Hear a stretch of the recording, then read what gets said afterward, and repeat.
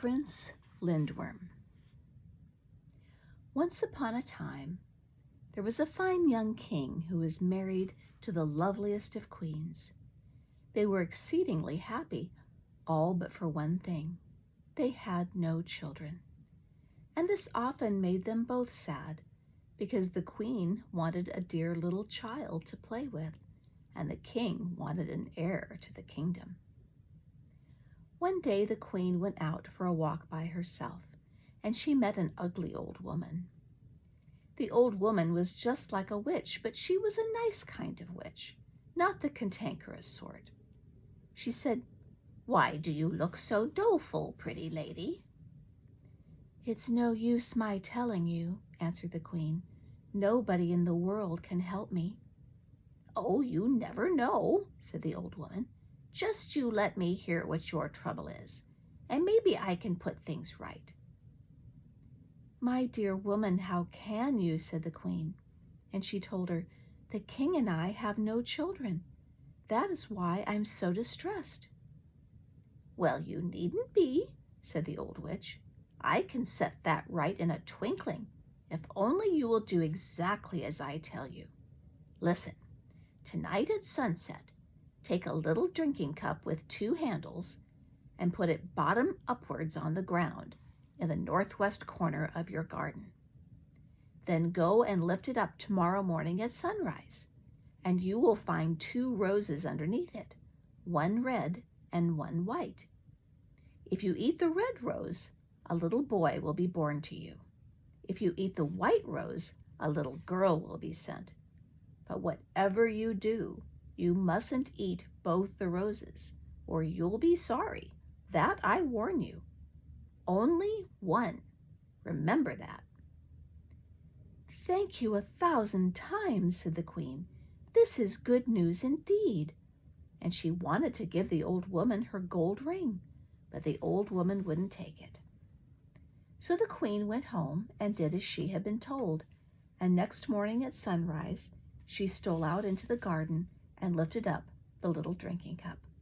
She was surprised, for indeed she had hardly expected to see anything. But there were the two roses underneath it, one red and one white.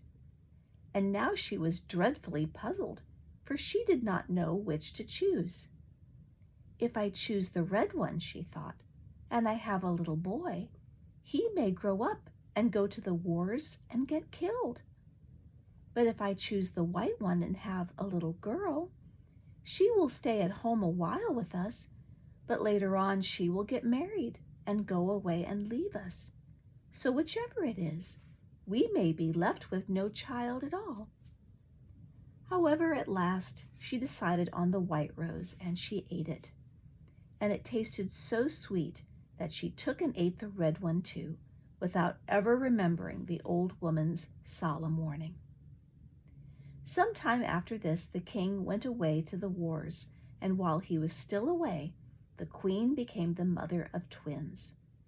One was a lovely baby boy, and the other was a lindworm, or serpent.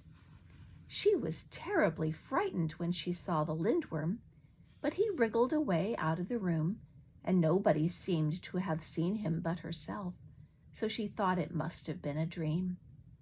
The baby prince was so beautiful and so healthy, the queen was full of joy, and likewise, as you may suppose, was the king when he came home and found his son and heir.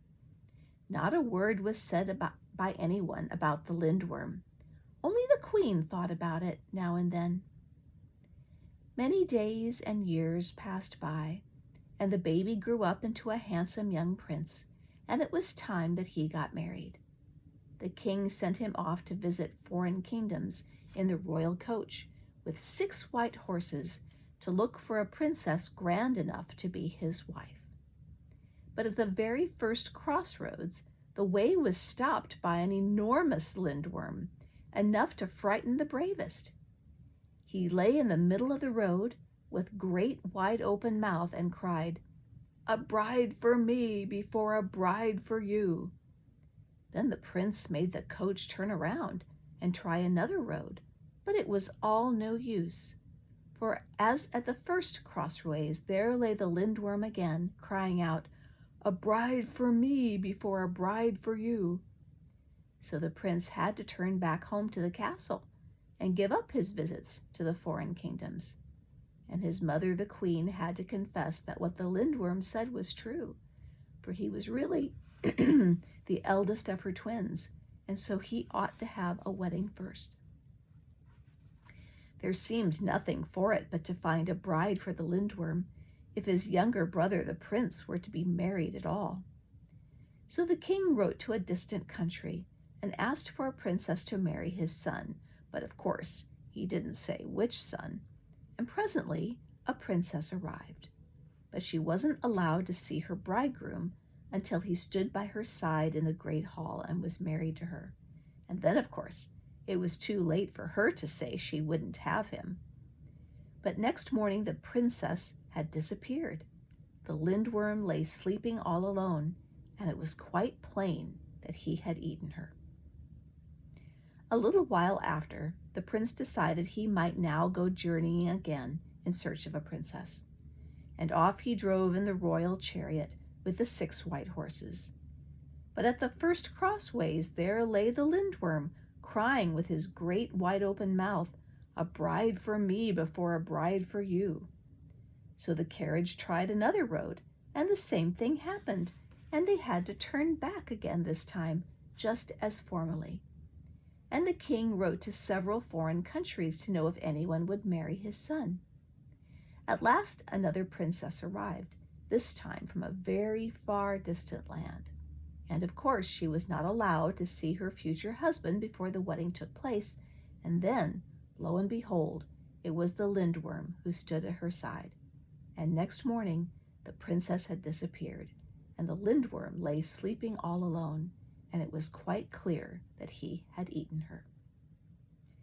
By and by the prince started on his quest for the 3rd time, and at the first crossroads there lay the Lindworm with his great wide open mouth, demanding a bride as before. And the prince went straight back to the castle and told the king, "You must find another bride for my elder brother."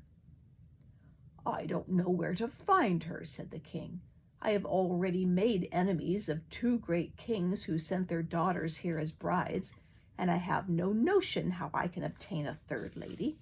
People are beginning to say strange things, and I'm sure no princess would dare to come."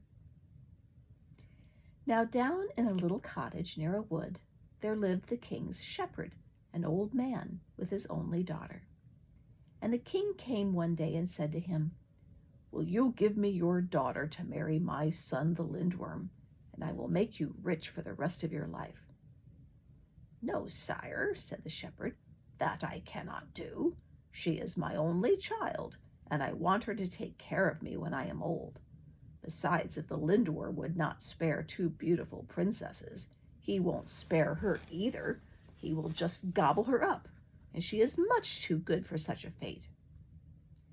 But the king wouldn't take no for an answer, and at last the old man had to give in.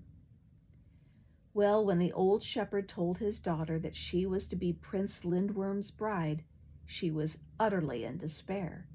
She went out into the woods, crying and wringing her hands and bewailing her hard fate. And while she wandered to and fro, an old witch woman suddenly appeared out of a big hollow oak tree and asked her, "Why do you look so doleful, pretty lass?" The shepherd girl said, "It's no use my telling you, for nobody in the world can help me." "Oh, you never know," said the old woman. "Just you let me hear what your trouble is, and maybe I can put things right." "Oh, how can you?" said the girl. "For I am to be married to the king's eldest son, who is a Lindworm. He has already married 2 beautiful princesses and devoured them, and he will eat me too. No wonder I am distressed." "Well, you needn't be," said the witch woman. "All that can be set right in a twinkling, if only you will do exactly as I tell you." So the girl said she would. "Listen then," said the old woman. "After the marriage ceremony is over, and when it is time for you to retire to rest, you must ask to be dressed in 10 snow-white shifts, and you must then ask for a tub full of lye, that is washing water prepared with wood ashes, and a tub full of fresh milk, and as many whips as a boy can carry in his arms, and have all these brought into your bedchamber. Then when the Lindworm tells you to shed a shift, do you bid him slow a skin. And when all his skins are off, you must dip the whips in the lye and whip him. Next you must wash him in the fresh milk, and lastly you must take him and hold him in your arms, if it's only for 1 moment. The last is the worst notion. Ugh, said the shepherd's daughter, and she shuddered at the thought of holding the cold, slimy, scaly Lindworm. Do just as I have said, and all will go well, said the old woman. And then she disappeared again in the oak tree. When the wedding day arrived, the girl was fetched in the royal chariot with 6 white horses, and taken to the castle to be decked as a bride. And she asked for 10 snow-white shifts to be brought her, and the tub of lye, and the tub of milk, and as many whips as a boy could carry in his arms. The ladies and courtiers in the castle thought, of course, that this was some bit of peasant superstition, all rubbish and nonsense. But the king said, let her have whatever she asks for. She was then arrayed in the most wonderful robes and looked the loveliest of the brides. She was sent to the hall where the wedding ceremony was to take place, and she saw the Lindworm for the first time as he came and stood by his side. So they were married, and a great wedding feast was held, a banquet fit for the son of a king. When the feast was over, the bridegroom and bride were conducted to their apartment, with music and torches and a great procession.